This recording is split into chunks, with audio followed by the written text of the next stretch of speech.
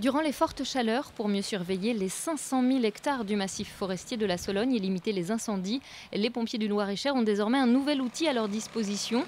En plus des lances et des hommes, des caméras de vidéosurveillance. Disposées sur des points hauts, elles scrutent l'horizon 24 heures sur 24 pour détecter des fumées suspectes. 5 sont déjà déployées. À terme, elles seront 14 réparties sur toute la forêt solognote.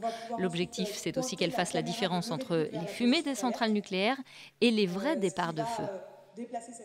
Donc là, on a eu une détection de fumée qui provient de la centrale, ici, le carré rouge. Et donc on a détouré cette zone en vert pour dire à l'intelligence artificielle que ce n'est pas une alerte qu'on souhaite avoir par la suite.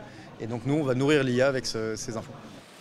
Dans cet exercice, on simule un incendie qui s'approche dangereusement d'une habitation entourée d'arbres. Grâce aux images de ces caméras, les opérateurs des centres de traitement des alertes pourront plus rapidement localiser les départs de feu et envoyer les effectifs appropriés. On a un gain de temps qui va de quelques minutes à plusieurs dizaines de minutes. Et ça, c'est extrêmement précieux. Parfois même des détections sans aucun appel de particulier.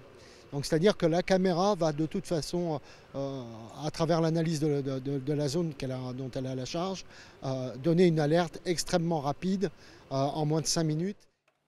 Un outil similaire vient également d'être déployé en Indre-et-Loire. Les premières caméras ont été installées à Coteau-sur-Loire pour surveiller le parc naturel régional Loire-Anjou-Touraine. Coût du dispositif 1,8 million d'euros pour 24 caméras réparties sur 12 sites du département.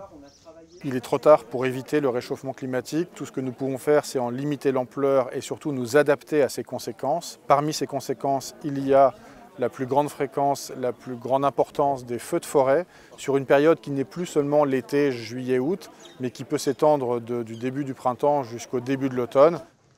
Et pour mieux affronter ces feux sur le terrain, le SDIS 37 vient également de s'équiper d'un nouveau camion-citerne feu moyen avec une réserve de 3500 litres d'eau.